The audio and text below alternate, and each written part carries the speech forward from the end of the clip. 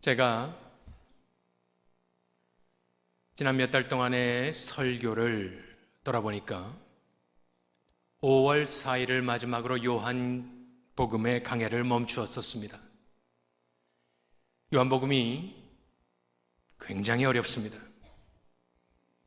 특별히 예수님이 하시는 길고 긴 담화는 웬만한 성도들이 받아들이기 힘든 아주 어려운 부분이 많습니다. 그래서 잠깐 스탑을 했었습니다. 그리고 5월달 가정의 달, 또 그 다음에는 장로교회에 대해서 선교, 이런 등등의 말씀을 전했고, 또 요한계시록에서도 몇 군데, 또 다시 베드로가 역사에서 퇴장하는 모습을 보는 데까지 5, 6, 7, 8 거의 넉 달을 보냈습니다. 쉴 만큼 쉬었으니까 이제 다시 요한복음으로 돌아가야 되는데 두려움이 앞서고 그렇습니다. 몇 달 전에 요한복음 6장 이제 마지막을 보고 끝을 맺지 않고 쉬었는데, 그 이유는 바로 6장 마지막 2절에 우리가 너무나도 잘 아는 가롯 유다의 이야기가 나오기 때문입니다. 다윗과 골리앗처럼 교회를 안 다니는 사람들도 한 번쯤은 들어봤을 법한 이름, 배신의 대명사 가롯 유다입니다.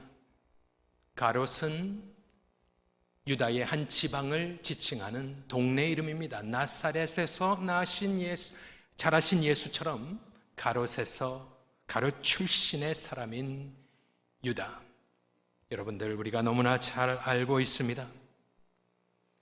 이 가롯 유다가 사복음서에 나오는 장면을 다 이렇게 찾아보면 재미나는 몇 가지 특징이 있는데요. 첫 번째로는 가롯 유다가 처음 등장하는 곳에서는 사복음서에 모두 그는 예수를 팔자다라는 말이 같이 붙어 있습니다.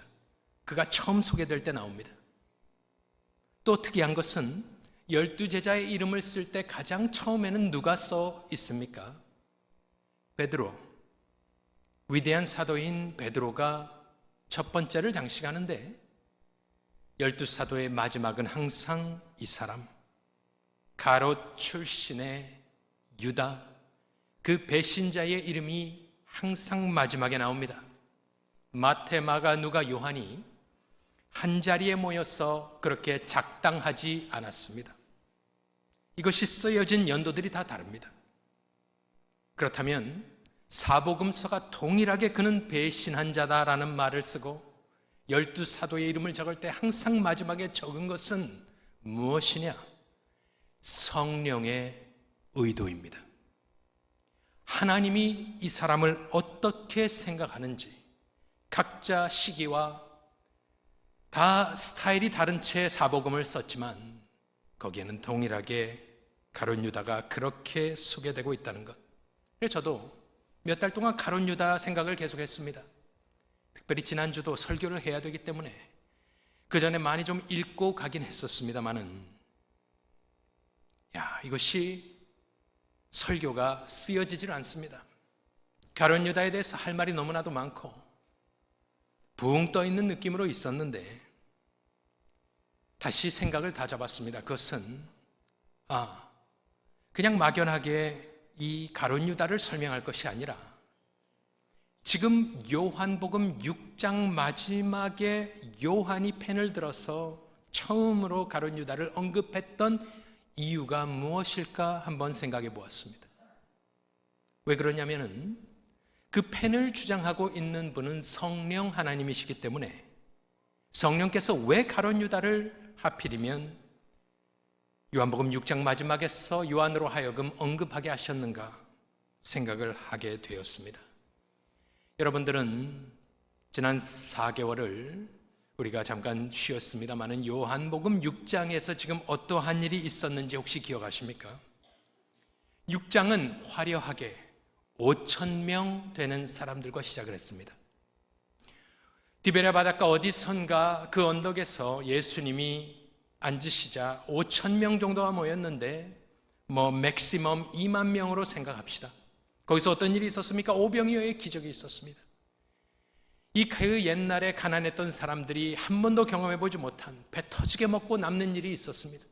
그러니 사람들이 저 사람을 임금으로 삼겠다. 예수님은 산으로 기도하러 도망가 버리셨습니다. 제자들은 배를 타고 먼저 갔고 중간에 폭풍우에 갇혀 있었고 예수님은 그 폭풍의 바다를 밟고 걸어오셔서 승선하시고 배 타고 가버나움으로 가셨습니다. 이 군중들이 자기들의 배를 만들어서 찾아서 배를 타고 예수 그리스도를 쫓아왔습니다. 그런데 예수님은 좋게 이야기하지 않았습니다. 환영하지 않았습니다. 그리고 6장 내내의 예수님의 말씀은 무엇이었습니까? 너희는 왜 나를 믿지 아니하느냐? 내가 하늘에서 내려왔다. 내 살과 피를 먹어야 영생할 것이다 라는 참으로 이해하기 힘든, 받기 힘든 말들, 특별히 유대인들이 피를 마신다는 게 무슨 말입니까? 결과 5천 명 혹은 2만 명에서 시작했던 어마어마한 무리는 6장이 끝날 때쯤에 달랑 12명이 남게 되었습니다. 물론 언저리에 조금 더 있었을 수 있겠습니다만은 여러분들 수천 수만 명이 북적이던 때에서 달랑 12명 남았을 때의 이 정신적인 충격, 특별히 제자들, 아직 믿음이 성장하지 못한 자들의 충격은 어땠겠습니까? 그때 예수님은 제자들에게 질문을 던졌습니다. 너희도 가려느냐? 원어로는 너희는 안 갈 거지? 그렇지? 이렇게 물어보셨습니다. 그때 우리의 대표적인 사도인 베드로는 가버나움에서 놀라운 신앙 고백을 하였습니다. 주의 영생의 말씀이 주께 있사오니 우리가 누구에게로 가오리까? 그러고 나서 우리가 주는 하나님의 거룩하신 줄 믿게 되었고 알게 되었습니다. 프로세스를 넣어서 대답을 하였습니다.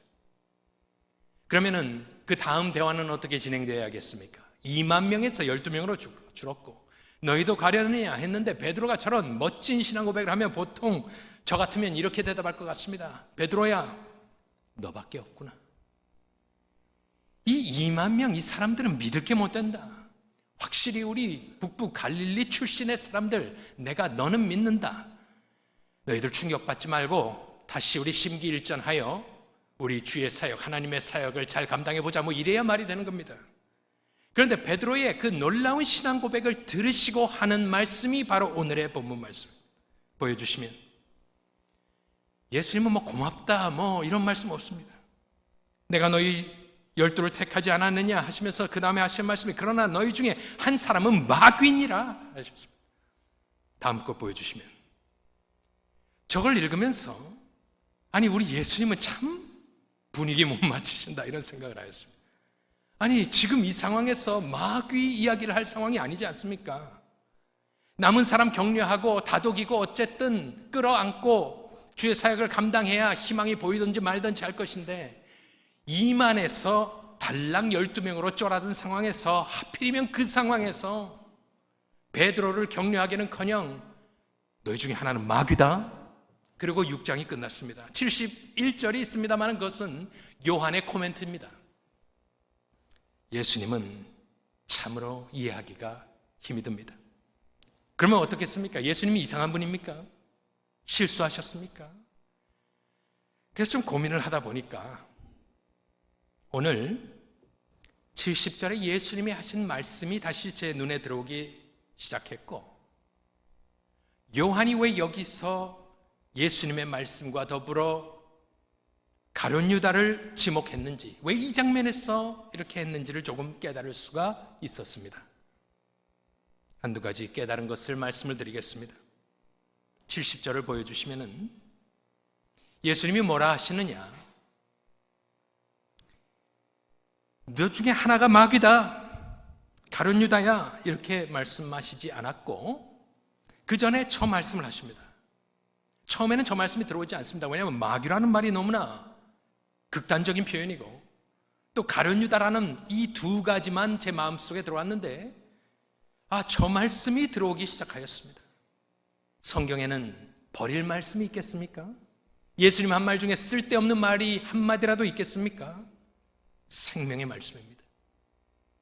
예수님이 저 하신 말씀에 제 눈에 들어오기 시작했던 첫 번째 말씀은 무엇이냐? 바로 내가라는 말씀입니다.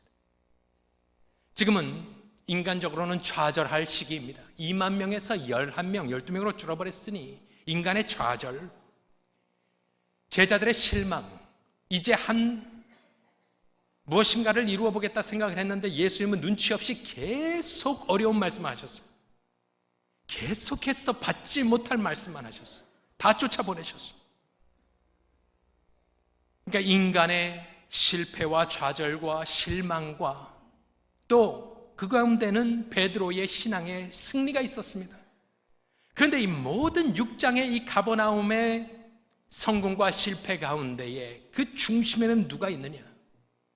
바로 예수님이 하시는 말씀 가운데 내가 너희 12를 택하지 아니하였느냐? 저 말은 무슨 말씀이냐?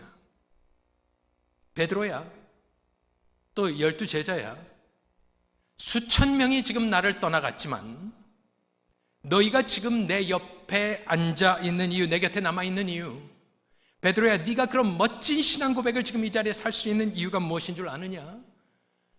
그것은 바로 내가 너희를 택했기 때문에, 나의 주권과 나의 권세 아래 너희들이 있기 때문에 너희들이 지금 내 곁에 자리를 지키고 앉아 있는 것이다. 너희 믿음의 근원은 나이다. 너희 구원의 원인은 나 예수이다. 내가 너희를 택했다. 나의 선택이고 나의 예정이고 나의 주권이다. 나중에는 15장에는 너희가 나를 택한 것이 아니요 내가 너희를 택하여 세웠다 예수께서 말씀하십니다.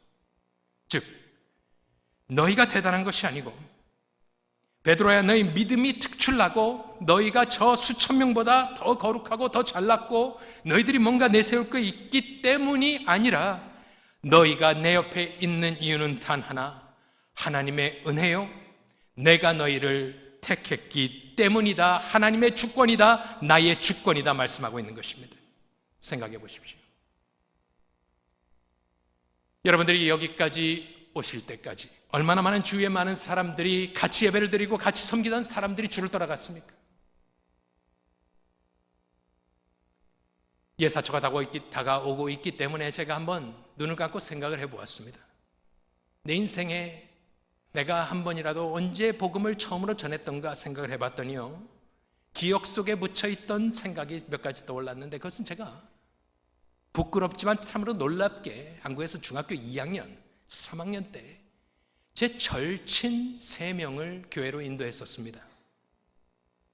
제가 뭐 특별한 믿음도 없었고 뭐 아는 것도 없었고 그랬지만 어쨌든 교회는 다녀야 된다는 거 알았기 때문에 가장 친한 3명을 인도했습니다.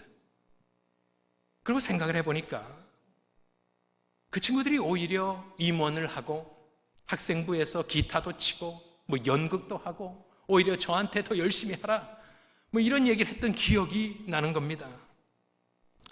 그 중에 하나는 연락이 끊겼고 나머지 둘은 어쨌든 제가 어떻게 지낸지 알고 있습니다만은 그들은 예수를 믿지 않습니다. 저와 여러분은 왜 오늘 이 시각 이때까지 예수를 믿고 있을까요? 왜 이 자리에 앉아 있을까요? 왜 세상의 모든 즐거움보다 말씀 읽고 기도하고 찬양하고 전도하고 선교하는 것이 우리의 기쁨이 되었을까요? 해답은 단 하나, 예수님이 여러분을 택하셨기 때문입니다. 다른 이유 아무것도 없습니다. 더 잘난 것, 더 큰 믿음, 그런 것 없습니다. 더 악한 죄인이고 더 강박한 죄인이었지만 저와 여러분이 지금 이 자리에 있다는 것, 하나님의 은혜이신 줄로 믿고 하나님께 영광을 돌리시기 바랍니다. 다시 70절을 보여주시면 내가 라는 주권적인 단어가 제 눈에 들어오고 그 다음에 들어온 단어, 이것을 깨달으면서 왜 이 자리에서 이곳에서 사도 요한은 이 가룟 유다를 언급하게 되었는지 깨닫게 되었는데, 그것은 바로 저 단어입니다. 열둘이라는 단어였습니다. 내가 너희 열둘을 택하지 아니하였느냐? 저거 잘못된 말이죠. 왜냐하면 11라고 해야 되지 않습니까? 왜냐하면 바로 그 다음에 뭐라고 합니까? 너희 중에 한 사람은 마귀다. 하나는 마귀 같은 녀석도 아닙니다. 마귀이다입니다. 그러면은 내가 너희 11를 택하지 않았느냐? 그래야 말이 되는 것이고, 하나는 마귀니까 뭐 택하고 말고 할 것이 있겠습니까? 그래서 제가 찾아봤습니다. 저것이 혹시 저거 11가 아닌가? 그러고 찾아봤더니 12이에요. 12. 저 말은 무슨 말이겠습니까? 내가 12를 뽑았을 때에 가롯 유다도 포함되어 있다라는 말입니다. 유다는 내가 실수한 것이 아니다. 요즘 청문회 보면은 인사검증하지 않습니까? 내가 뽑다가 잠깐 실수했다. 저 가룟 유다 저 남쪽에서 오는 저 사람 믿지 않았어야 되는데 내가 실수했다가 아닙니다. 예수님은 지금 틀린 말 하는 거 아무것도 없습니다. 내가 너희 12를 택하지 아니하였느냐? 그렇지만 하나는 마귀다. 그 말은 뭐예요? 마귀를 뽑는 것도 예수의 권한 아래 있다는 거예요. 저 사람이 앞으로 벌일 일들, 배신, 나를 팔 일들, 그 결과 그 영혼이 지옥 가는 것, 이 모든 것 또한 나의 주권 하에 있다. 저 말은 무슨 말이냐? 유다는 배신자이지만 예수는 배신당하지 않았다는 말입니다. 유다는 배신합니다. 그런데 마지막에 가서 뒤통수를 맞는 것이 배신이지 처음부터 알고 있는 걸 배신이라고 하지 않습니다. 뻔히 보이고 뻔히 배신할 걸 아는데 그걸 굳이 배신이라고 부르겠습니까? 그런데 성경은 어디를 봐도 예수님이 뒤통수 맞아서 십자가를 지게 됐다고 이야기하지 않습니다. 같은 요한복음 6장에 조금 전으로 거슬러 올라가 보면 64절을 보여주시면 뭐라고 되어 있느냐면은, 그러나 너희 중에 믿지 아니하는 자들이 있느니라 하시니, 이는 예수께서 믿지 아니하는 자들이 누구며 자기를 팔 자가 누구인지 언제부터? 처음부터 아셨다. 마태복음 26장 24절에 인자는 자기에게 대하여 기록된 대로 가거니와 나의 죽음은 성경을 이루기 위해서 가는 것이다. 인자를 파는 그 사람에게는 화가 있으리로다. 그 사람은 차라리 나지 아니하였더라면 제게 좋을 뻔하였다. 괜히 태어나서 이렇게 쓰임받고 지옥 가는 인생이구나, 그 말입니다. 사도행전 2장 23절에 그가 하나님께서 정하신 뜻과 미리 아신 대로 내준 바 되었다. 즉 성경은 어디를 봐도 예수님이 배신당하여, 인간적으로 봤을 땐 배신하죠. 하지만 그것 때문에 십자가로 간 것이 아니다.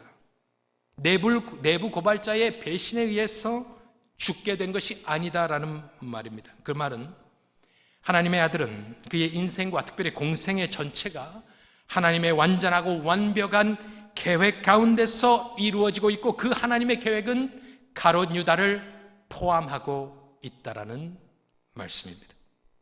우리 삶에 적용해 보면 하나님의 아들 예수는 하나님의 아들이니까 하나님이 사랑하는 게 당연하지만 저와 여러분은 처음부터 진노의 자식이었습니다. 죄와 사망의 권세에 묶여있던 자들로 하나님이 우리를 사랑할 이유가 없는 자들이었습니다. 선한 사람, 착한 사람, 그런 거 없습니다. 나면서부터 죄인이고 지옥 갈 인생들이었지만 하나님이 우리를 예수 안에서 택하신 줄로 믿습니다. 그러면 택하신 자에게 따라오는 하나님의 자녀가 되는 권세와 특권이 무엇이겠느냐? 그것은 우리가 삶을 살면서 일어나는, 내 삶에 일어나는 일들, 좋은 일들 뿐만 아니라 나쁜 일들 또한 나를 사랑하고 나를 택하신 그분의 완벽한 계획 가운데에서 이루어진다라는 결론을 내리게 되는 것입니다. 귀 있는 자가 듣는 것이고 믿음이 있는 자들이 받는 말씀입니다. 어려운 말씀입니다. 하지만 크리스찬에게 주어지는 관점이, 이 천상의 관점이 이것인데, 내 삶에 일어나는 것은 하나님의 허락하심 없이는 이루어지지 않는구나. 하지만 여러분들의 삶은 다 다를 것입니다. 평탄한 삶을 사는 분들도 계실 것이고, 태어나면서부터 부모에게 버림받고 가족에게 버림받고 폐륜과 같은 인간의 세상에서 일어나지 않을 일들을 겪으며 살아온 분들도 있을 것입니다. 우리의 삶에 찾아와 우리를 피곤하게 하고 아프게 하고 슬프게 하는 유다들이 얼마나 많습니까? 자기 자신만을 위해 사는 독선적인 철저한 자기 중심의 사람들, 남의 눈에서 피눈물 나게 하는 사람들이 얼마나 많습니까? 고슴도치처럼 우리를 찌르고 아프게 하고, 현대사회에 얼마나 많은 사람들이 불안증, 공황장애, 신경안정제, 수면제를 먹고 힘들게 우리가 살아갑니까? 악한 사람들이 너무나 많습니다. 이때 하나 제가 꼭 짚어드리고 싶은 말씀은, 보통 이런 말을 할 때에 목사님들이 하나님의 뜻 안에서 이런 모든 악한 것도 허락된 것이다, 이런 말씀을 하고 클리어하게 말씀을 안 해주시는 부분들이 있습니다. 그것은 믿음이 없고 성경적인 지식이 없는 분들은 그런 말을 들으면서, 아니 내 삶에 있었던 이 모든 악한 일들이 하나님이 다 허락해서 나를 이렇게 죽이려고, 힘들게 하려고 허락하셨다고, 난 그런 하나님 안 믿겠다, 그런 분들 굉장히 많이 있습니다. 하지만 여러분들이 꼭 아셔야 될 것은, 성경은 절대 선을 악으로, 악을 선으로 교차해서 규정하지 않습니다. 예수님은 가룟 유다를 뭐라고 하셨습니까? 그러나 너희 중에 한 사람은 마귀니라 하셨습니다. 우리 삶에 일어났던 안 좋은 일들, 나쁜 일들, 제가 다 가늠할 수 없고 다 알 수 없고 여러분들도 다 밝히지 않고 서로 모르는 일들이 있겠지만, 이 모든 것이 하나님의 허락 안에 일어난다는 것이 성도의 위대한 신앙 고백이 맞습니다. 하지만 여러분들이 아셔야 될 것은 악은 악이다라는 것이에요. 그것을 허락하신 하나님의 높은 뜻과 섭리를 우리가 다 알 수는 없지만, 어쨌든 우리는, 성도는 그것을 인정하고 그 하나님의 주권에 머리를 숙이는 것입니다.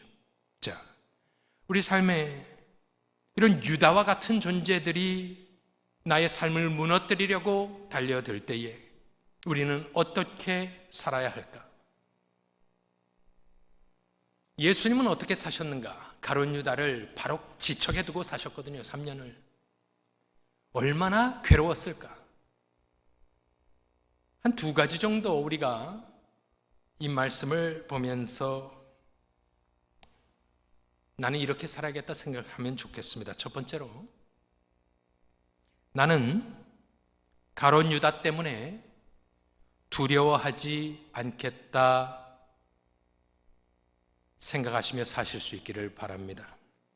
예수님이 하시는 모습을 가만히 보니까 가룟 유다가 이런저런 일을 꾸미는 걸 처음부터 알고 있었지만, 예수님은 거기에 두려워 떨고, 예수님이 거기에 불면증이 오고 신경 안정제를 잡수시고 그러지 않습니다. 주님은 누가복음 12장에 보면 마땅히 두려워할 자를 두려워하라, 그는 하나님입니다. 가룟 유다를 두려워하는 것보다 하나님을 두려워하면서 사셨고, 겟세마네 동산에서도 마지막까지 기도하실 때에 가룟 유다를 좀 제하여 달라 기도하지 않았습니다. 차라리 하나님의 뜻대로 되기를 원한다. 즉 예수님은 가룟 유다를 두려워하기보다는 하나님을 두려워하고, 가룟 유다의 계략을 두려워하기보다는 그저 하나님의 뜻을 쫓아 사셨습니다. 예수님도 힘드셨습니다. 그걸 어디서 알 수 있냐면 요한복음 13장, 나중에 나오지만 21절에 보면 예수께서 이 말씀을 하시고, 심령이 괴로워 증언하여 이르시되 내가 진실로 전실로 너희에게 이르노니 너희 중 하나가 나를 팔리라. 예수님이 로버트처럼 저 사람은 날 팔 거야, 아무 감정도 느끼지 않고 그렇게 된 것이 아니라, 저 말씀은 예수님이 괴로워했다라는 것을 우리에게 가르쳐 주십니다. 하지만 우리가 앞으로 살 때, 인생을 살 때에 우리 삶에 찾아오는 가룟 유다들, 그들을 보면서 우리가 두려워하지 말아야 될 것은, 예수님은 가룟 유다가 마귀다 이야기를 하셨습니다. 마귀는 무서운 존재입니다. 하지만 마귀는 마귀일 뿐입니다. 마귀의 위치가 있습니다. 가룟 유다는 딱 마귀의 일을 하는 그 정도이지 그 이상도 아니고 그 이하도 아니고, 이 마귀는 하나님의 권세 아래에 있는 줄로 믿습니다. 그래서 아무리 날뛰어도 마귀니라, 그러니까 우리는 무섭다, 섬찟하지만 마귀는 마귀일 뿐이다. 우리는 유다를 너무 크게 보기 때문에 가룟 유다, 마귀, 배신자 이런 것만 눈에 들어오지만 우리는 가룟 유다를 두려워하지 않고 살아야 될 줄로 믿습니다. 두 번째로 어떠한 마음가짐으로 우리가 살아야 될 것이냐? 가룟 유다는 3년 내내 예수님 가까운 데 있었지만 사람들이 눈치채지 못하도록 계략을 꾸몄습니다. 사람 속을 알 길이 없습니다. 예수님이 이 자리에서 네가 마귀다 라고 이야기하지 않았습니다. 너희 중에 하나다, 애매하게 말씀을 하셨습니다. 예수님이 그를 지금 처벌하지도 처단하지도 해결하지도 않았습니다. 그런데 결국엔 어떻게 되느냐? 하나님의 뜻이 이루어집니다. 그것은 마귀의 계획과 가룟 유다의 계략이 하나님의 계획을 짓밟지 못하고 종래에는 하나님의 뜻이 이루어지는 것을 믿으며 우리는 어떠한 마음가짐으로 살아야 될 것이냐? 가룟 유다야, 네가 아무리 머리를 쓰고 달려들고 계략을 꾸미고 나를 힘들게 할지라도 결국에 하나님의 선하신 뜻이 나의 삶을 통하여 이루어질 줄로 나는 믿는다 생각하시며 사시기를 바랍니다. 그래서 우리는 그들이 나를 방해하고 음해하고 넘어뜨리고 등에 칼을 꼽고 나를 밀치고 넘어뜨리고 하지만 하나님의 자녀된 우리는 주 안에서 그의 계획 안에서 건재함을 믿으며 가룟 유다는 절대로 나를 쓰러뜨리지를 못한다는 것을 믿고 걸어가시기를 바랍니다. 그는 그저 마귀에게 쓰임받을 뿐입니다. 그것을 아는 것, 하나님의 계획이 결국에는 승리하더라. 하지만 그것을 버틸 수 있는, 가룟 유다를 내 앞에 두고 버틸 수 있는 것이 영성인데 그 힘은 어디서 오느냐? 하나님께서 옵니다. 이사야 40장 17절을 보면 하나님은, 여호와는 그의 앞에는 모든 열방이 아무것도 아니라 가룟 유다 몇 명이 덤비더라도 하나님 앞에서는 아무것도 아니다. 그는 그들을 없는 것 같이 빈 것 같이 여기시느니라. 저 관점으로 우리가 세상을 살 수 있다면 얼마나 멋있을까? 그런데 힘든 것은 사실이거든요. 가룟 유다가 사라지질 않아요. 그러니 인생을 살며 우리는 피곤합니다. 그래서 같은 이사야 40장 29절에 그 유명한 말씀이 뭐라고 나오냐면은 피곤한 자, 저것은 육신적인 피곤함이 아닙니다. 세상에 사는 성도의 모습입니다. 피곤한 자에게는 능력을 주시며 무능한 자에게는 힘을 더하시는 30절에 소년이라도 피곤하며 곤비하며 장정이라도 넘어지며 쓰러지되 오직 여호와를 앙망하는 자는 새 힘을 얻으리니 독수리가 날개치며 올라감 같을 것이요 피곤하지 아니하리로다. 저것이 저와 여러분의 고백이 되기를 소원합니다. 우리가 담대히 살아야 합니다. 다윗은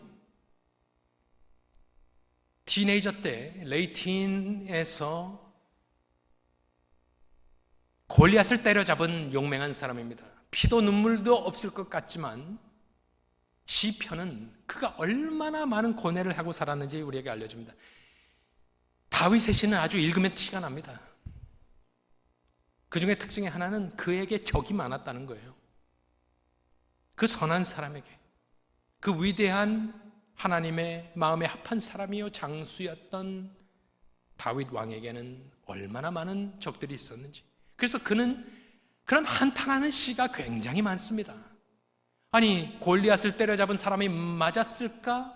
의심스러울 정도로 마음이 녹아내리고 두려워 떨고 밤새 기도하고 눈물을 흘리고 하나님께 부르짖는 것이 다윗의 모습이었는데 그것을 볼 때 저와 여러분이 힘이 나는 것입니다. 그 용맹한 장수였던, 티네이저 때 골리앗을 때려잡았던 용맹한 장수였던 다윗도 두려웠구나. 하지만 그의 시 하나만 보면 가룟 유다의 같은 사람이 10,000,000명이 여러분들을 둘러쌀 때 우리는 어떻게 할 것이냐. 다윗은 어떠했느냐. 시편 3편을 보면 여호와여 나의 대적이 어찌 그리 많은지요. 일어나 나를 치는 자가 많으니이다. 많은 사람이 나를 대적하여 말하기를 그는 하나님께 구원을 받지 못한다 하나이다. 여호와여 주는 나의 방패시요 나의 영광이시요 나의 머리를 드시는 자이시니이다. 내가 나의 목소리로 여호와께 부르짖으니 그의 성산에서 응답하시는도다. 내가 누워 자고 깨었으니 여호와께서 나를 붙드심이로다.